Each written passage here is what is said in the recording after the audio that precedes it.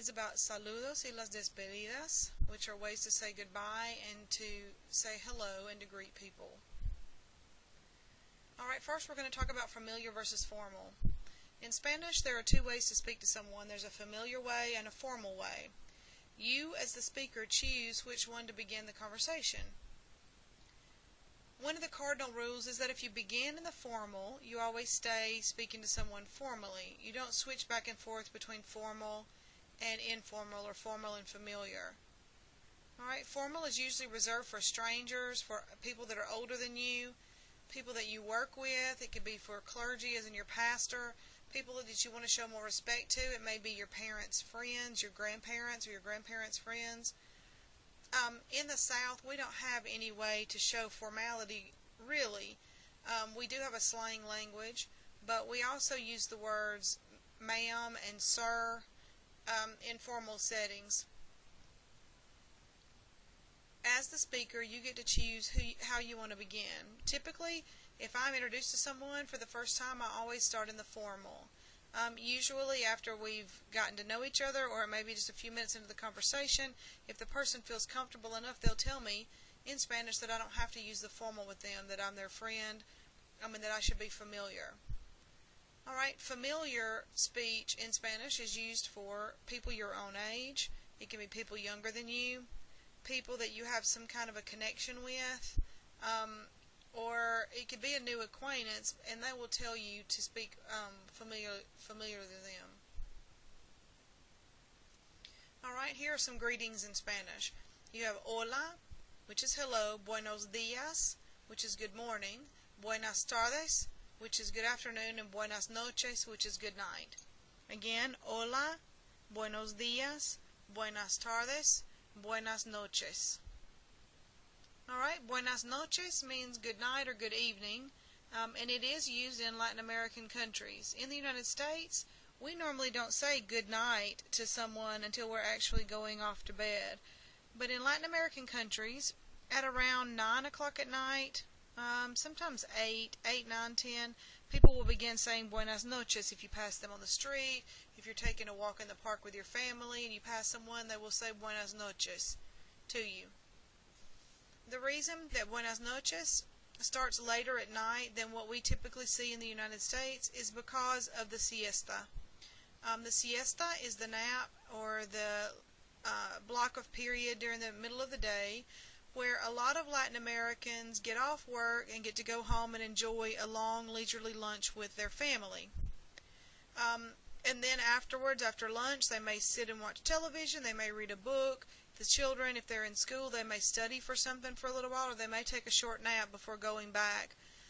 And so typically, since the lunch time is usually somewhere between 2 and 3 hours long, people will not eat dinner, or supper as we call it, until around 9 or 10 o'clock at night. Alright, there are ways to say how are you in Spanish. Alright, and you've probably heard these before. You have como estás, which is the familiar. You have como está, which is the formal. And you have como están, which is the plural. It's also the formal. Alright? The words in parentheses here, tú, usted, and ustedes, they are optional. You can either say them in the question or you can leave them out. You can say como estás or you could say como estás tú. They both mean the same thing. How are you? Como está or como está usted? Como están or como están ustedes? Alright? Another way, familiar way to ask people how are things or how are things going is the phrase ¿qué tal? Alright, if you want to ask someone, another way to say how's it going with you, ¿cómo te va? Is the familiar ¿cómo le va? And ¿cómo les va? ¿Cómo les va really means how's it going with you all, or with y'all as we say in the South. And then what's new? ¿Qué hay de nuevo? ¿Qué hay de nuevo? H-A-Y in Spanish, the H is silent, and so we start with the letter A, I. Alright, so ¿qué hay de nuevo? Responses that you can give to these questions are numerous and varied. I'm just giving you a concise list of how you could respond. You could say bien gracias. Alright, I'm well, thank you. Bastante bien, rather well. Muy bien, no muy bien. Regular, terrible, fatal. You could say no mucho. Alright, to what's new, no mucho. You could say nada, nothing.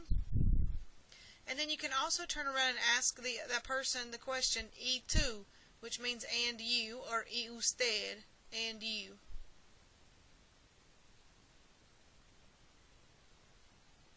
Alright, to ask someone what their name is, one way to say that in Spanish is ¿Cómo te llamas? That's the familiar, or ¿Cómo se llama? In the formal. ¿Cómo te llamas? Or ¿Cómo se llama? And then the ways you can answer that are me llamo, my name is, soy, which means I am, or mi nombre es.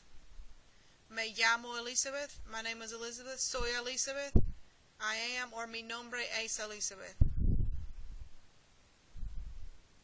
Alright, ways to say goodbye in Spanish. You have adios, hasta luego, hasta mañana, hasta pronto, nos vemos, chao, bueno, tengo que irme.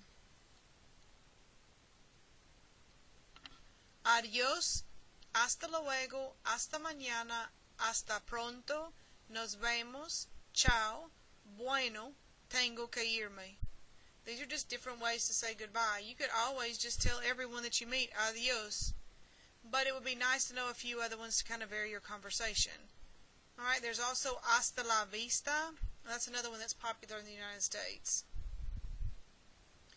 Alright, the last slide here to ask where you are from, or from where are you. You have the familiar and the formal, de donde eres, or de donde eres tú. This literally says from where are you. Alright, or de donde es, or de donde es usted in the formal. And then to respond to that in a complete sentence, you would say soy de, I am from, and then list somewhere. Alright, you could say soy de los Estados Unidos, I'm from the U.S. You could say soy de Tennessee. You could say soy de Madison. You could say soy de Birmingham, soy de California, soy de Florida, etc.